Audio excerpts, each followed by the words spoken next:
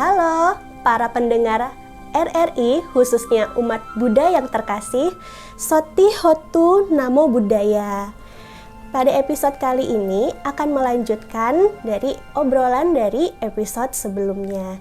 Jika pada episode sebelumnya bersama narasumber kita Bapak Krisnamurti. Ya. Halo Bapak Krisnamurti. Halo, senang ada di Makassar lagi.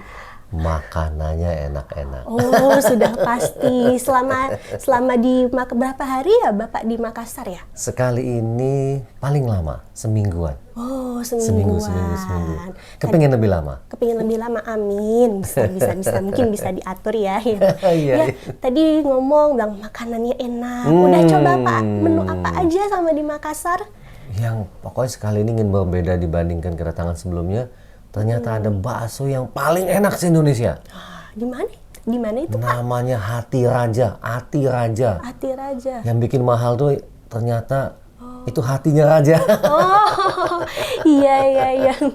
Betul sekali ya Pak ya. Promosi dikit lah ya, promosi kuliner. Itu yang punya Hati Raja, berterima kasihlah kepada Bapak Krisnamurti sudah dipromosiin.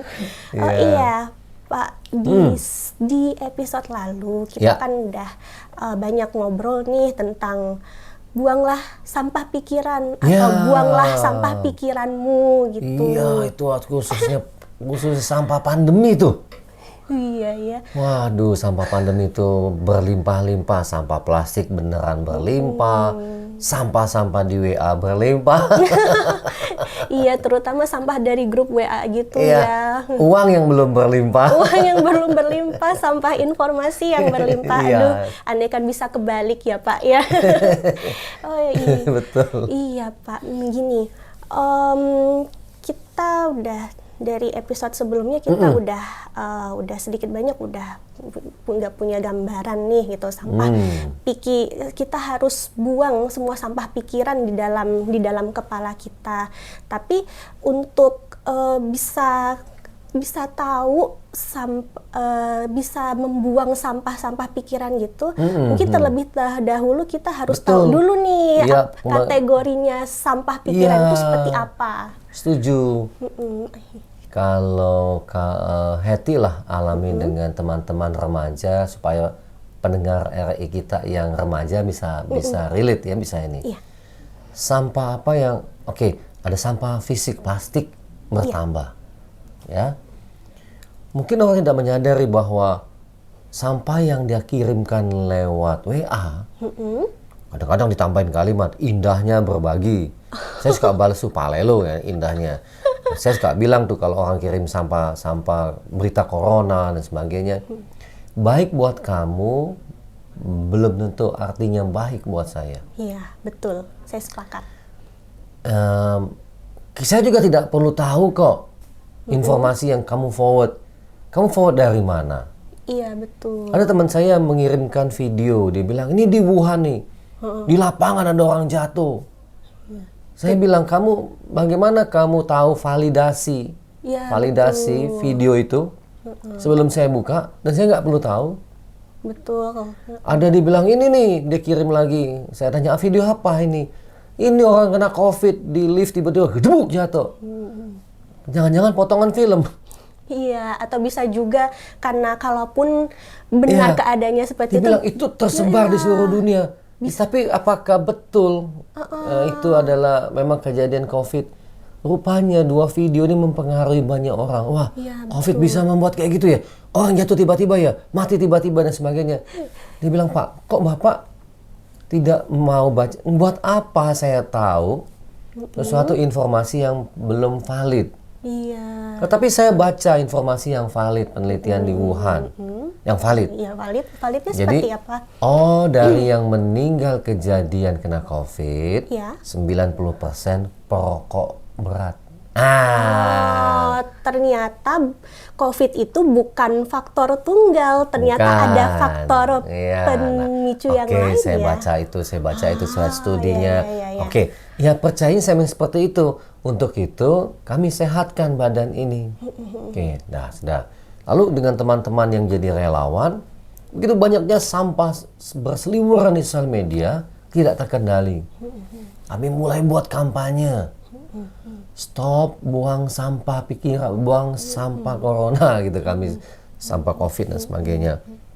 Kampanye itu tidak terlalu berhasil. Bahkan dibilang tidak ada artinya. Sampah terus beredar. Saya keluar dari semua WA group. Jadi saya tidak pernah, kami tinggal di Bali setahun lebih buat jadi pelayanan di sana, aktivitas membantu teman-teman yang kena COVID dan sebagainya. Kadang dapat WA, Pak Krisna, Bali hitam. Saya foto aja. Sawah yang hijau, enggak tuh hijau ya. Iya gitu. Oh, Pak, ini apalah warna status itu ya. Saya foto langit yang biru, saya kirim balik. Enggak, biru di Ubud Bali. Nah, saya tidak terkontaminasi sama sampah-sampah ini. Pertanyaan kamu bagus. Banyak tidak kamu lihat teman-teman yang mulai stres, depresi mungkin. WHO mengatakan 1 miliar manusia di dunia depresi dari dampak pandemi ya. Teman-teman remaja deh, biar pendengar kita bisa mengenali. Misalnya apa? Pernah nggak ngalamin pening tanpa sebab? Pernah. Terutama kalau di di kalangan usia saya gini ya gitu. Sampai ada istilah di Instagram itu remaja jompo gitu. Usia remaja tapi dikit-dikit aduh encok, aduh pening begitu. Aduh. Remaja jompo. Iya, Oke, makasih loh. Jompo. Saya dapat informasi baru lagi tuh. Ada remaja jompo di masa pandemi ya munculnya. Iya, muncul. Oh, banyak penyakit. Bahkan setelah pandemi pun istilah remaja jompo masih sering ditemukan di media sosial itu. Kenapa itu kira-kira ya Pak? Makanya ada istilah pasca pandemi muncul kita butuh healing. Dan healingnya bergeser. Siapa ini yang suka alasan pengen liburan tapi pengen healing tapi sebenarnya liburan, ayo. Healing berganti makna. Bukan penyembuhan mind healing, tetapi jalan-jalan. Jalan-jalan, betul Akhirnya sekali, yang jalan-jalan kulineran. Setelah jalan-jalan kuliner banyak, mungkin mana pulang, mulai muncul problem berikutnya apa? Hutang. Iya, kehabisan uang gitu. Saya pernah loh Pak nerima curhatan dari teman. Nah, awalnya, ini. awalnya curhat sama saya. Aduh, saya pusing nih urusan kerjaan. Healing kayaknya bagus deh. Iya gitu. Pusing kerjaan. Ya, pusing kerjaan. Kemudian healing kemana ya? Ke Bali aja deh paling populer. Healing, dibilang ke Bali. Lanjut. Gitu. Tapi healingnya nggak ngajak saya. Cerita ke saya tapi nggak ngajak saya healingnya. Oh, ya nggak sembuh bilangin. Kamu nggak ngajak-ngajak. Ya, nah oke. Healing dimulai di Bali. Happy apa ya? Pokoknya penyembuhan. Tapi saya lihatnya sih di sosmed happy ya. 3 hari di Bali gitu. Makan-makan? Makan-makan, jalan-jalan. Foto makan-makan banyak nggak? Oh, banyak sekali banyak gitu. sekali, Kemudian makan-makan. foto juga di pinggir pantai gitu. Wih, keren. Terutama cewek-ceweknya. Tapi tidak berenang ke lautnya? Kalau saya lihat dari fotonya sih cuma di pinggir pantai. Iya, itu dianalisa oleh orang Bali.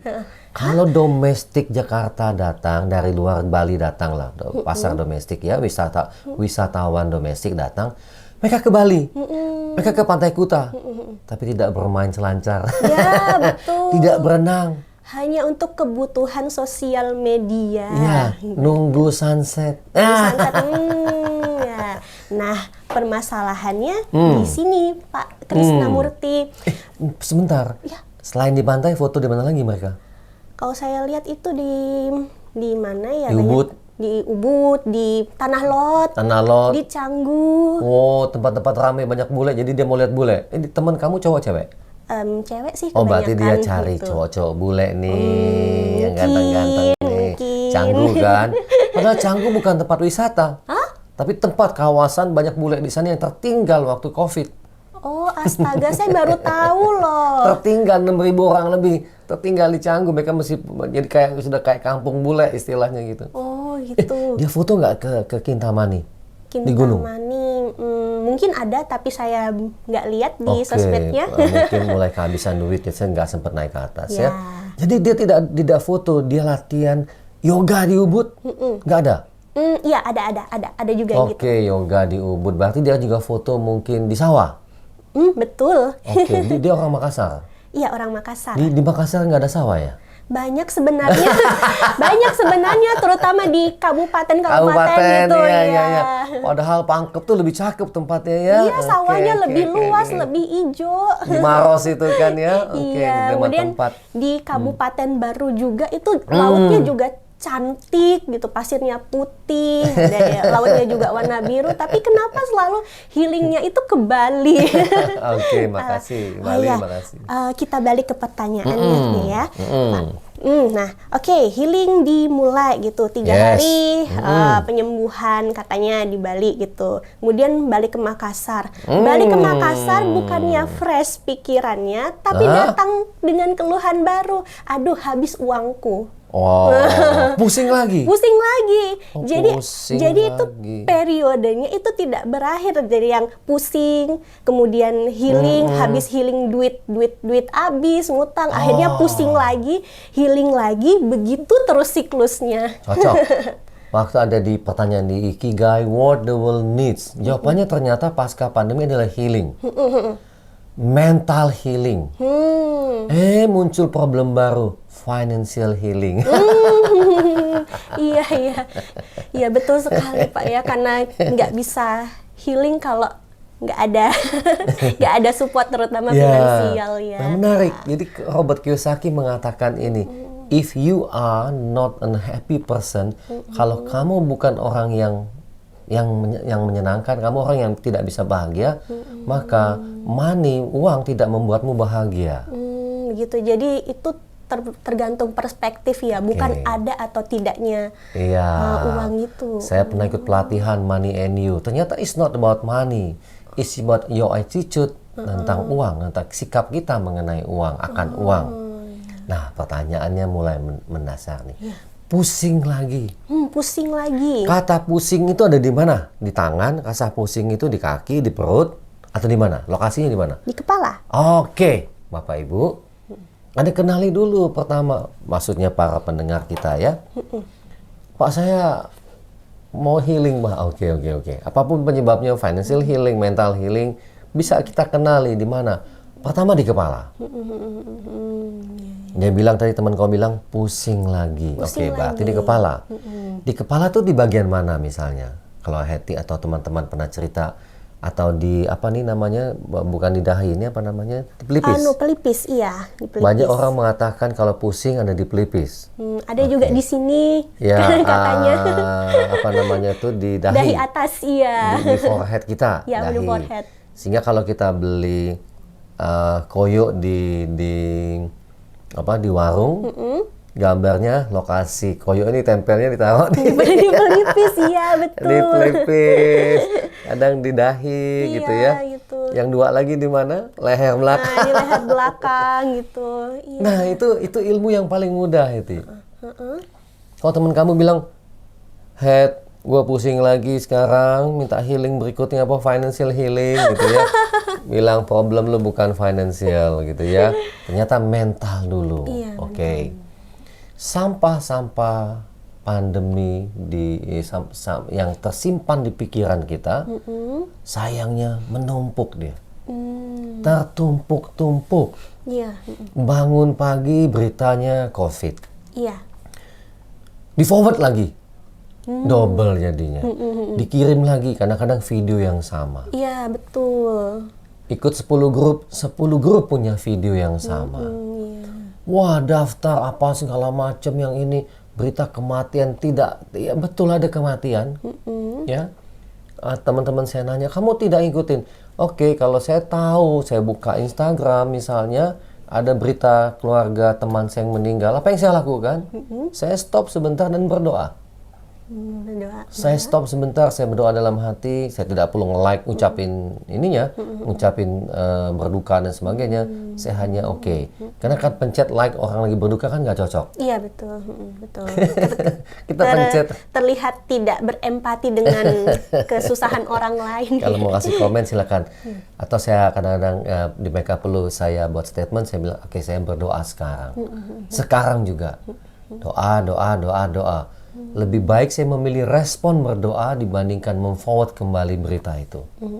Kalau alasan dari Bapak Krisnamurti pribadi, kenapa lebih memilih stop di Bapak kemudian berdoa ketimbang bagi-bagiin info? Kalau saya mengirimkan kembali berita kesedihan ini juga tidak berdampak apapun buat orang lain, malah menimbulkan kesedihan berikutnya, ketakutan berikutnya, ketakutan berikutnya. Tanpa disadari saya jadi penebar ketakutan. Betul, Ya, betul. kalau saya berdoa, saya bisa at least I can do something lah. Saya bisa berbuat sesuatu. Doa, diam sebentar, nggak sampai 1 menit lah kita doa gitu ya. Doa 30 detik mungkin cukup. Udah stop di kita aja. Kalau memang saya melihat ada berita duka, ya sudah jangan dilanjutkan lagi. Jadi saya tidak pernah dapat cuman bentuk cerita lucu-lucuan aja ya, ICU penuh, rumah sakit penuh dan sebagainya.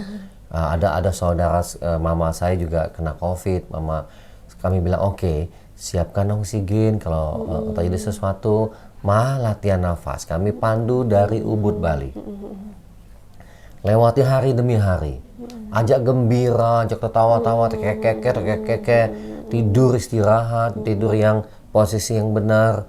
14 hari lewat di tes.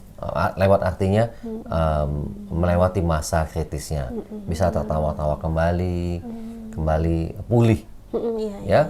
Sedangkan dia komorbid, umurnya 70 lebih dan sebagainya. Ada banyak cara. Nah, kami memilih untuk tidak memforward berita-berita sampah ini, karena tadi berdampak pening di pelipis, simbolnya, simptomnya, gejalanya, di dahi, di belakang dan sebagainya. Nah, bila Bapak Ibu pendengar RRI, sahabat-sahabat semua yang seumuran sama Hetty, para remaja, Anda kuasai teknik ini. Di mana? Nafas. Catat ya, teman-teman, catat ya. Ya, nafas. Di pandemi saya sempat menuliskan teknik yang sederhana. Apa itu? Kedua tangan dikepalkan. Kita ada ketakutan, waduh, ada kekhawatiran, dia ada muncul di kepala, pening-pening, simptom-simptom itu di kepala. Maka dikepalkan kedua tangan.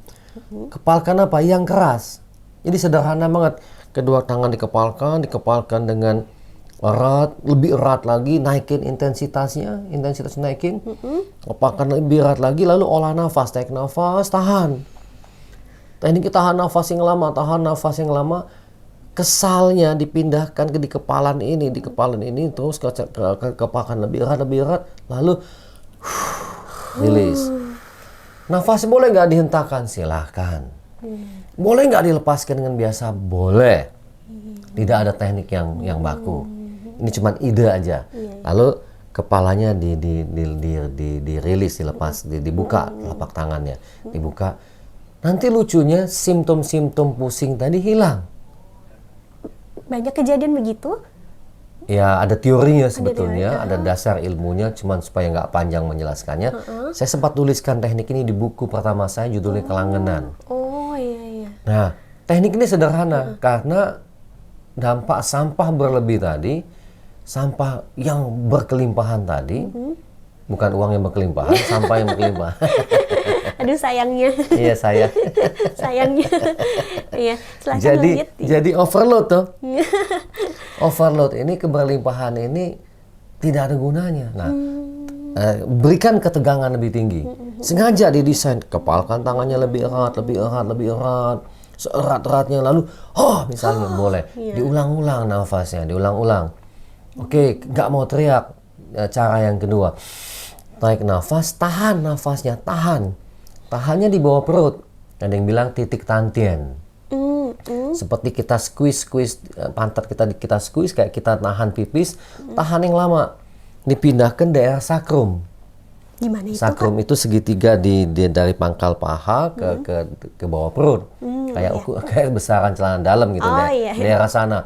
Tahan yang lama, tahan, lalu buang nafas, buang nafas, sehingga simptom-simptom di otak tadi sederhana hilang dia. Seperti itu. Wow, dua teknik sederhana ini aja membantu banyak hal. Tarik nafas, tahan, buang. Tarik nafas, tahan, buang. Nah, setelah dia rileks, baru yang ketiga, ide yang ketiga, bernafaslah lebih perlahan. Bernafaslah lebih perlahan, buang nafas. Kalau mau minum, minum air putih, air panas yang banyak, supaya jadi kencing. Setelah itu banyak olahraga, supaya jadi keringat. Sampah tadi dikeluarkan melalui keringat.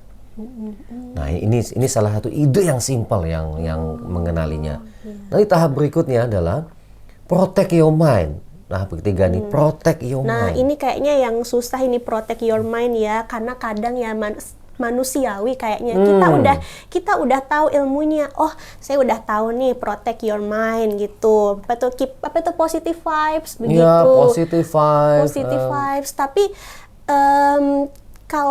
tapi ada, kita tidak, maksudnya gimana ya?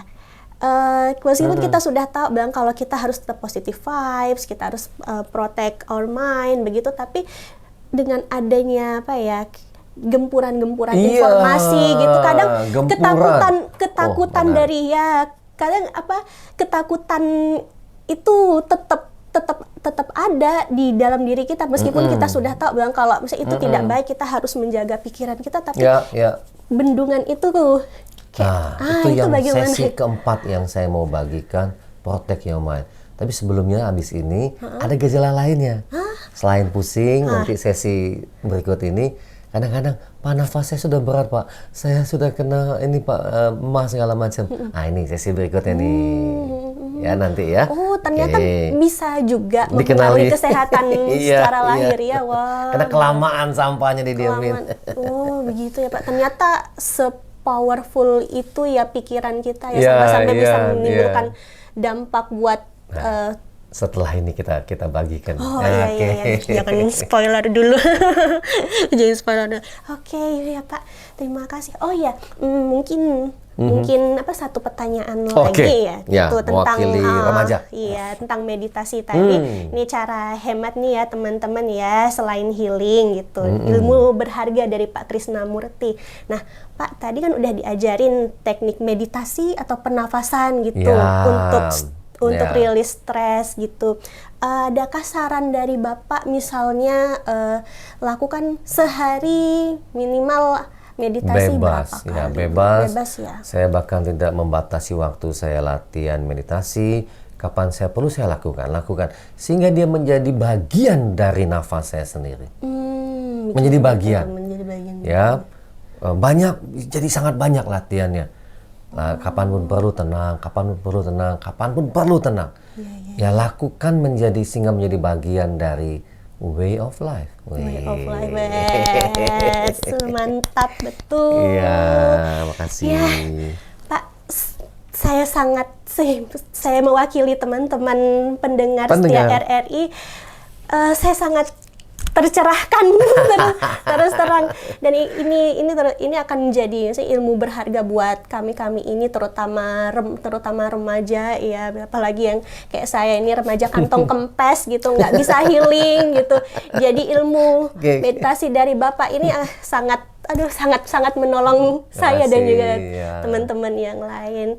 Baiklah teman-teman, seperti yang tadi Bapak Krisnamurti jelaskan bahwa ada hubungan yang sangat erat antara sampah pikiran itu dengan seluruh aspek dari diri kita, termasuk kesehatan lahiriah. Akan tetapi kalau misalkan kami ingin jelaskan pada sesi kedua saat ini, itu akan sangat kepanjangan gitu. Jadi setelah ini akan ada sesi berikutnya yang khusus membahas pengaruh dari sampah pikiran itu terhadap kesehatan tubuh kita, lahiriah kita. Jadi tetap setia bersama kami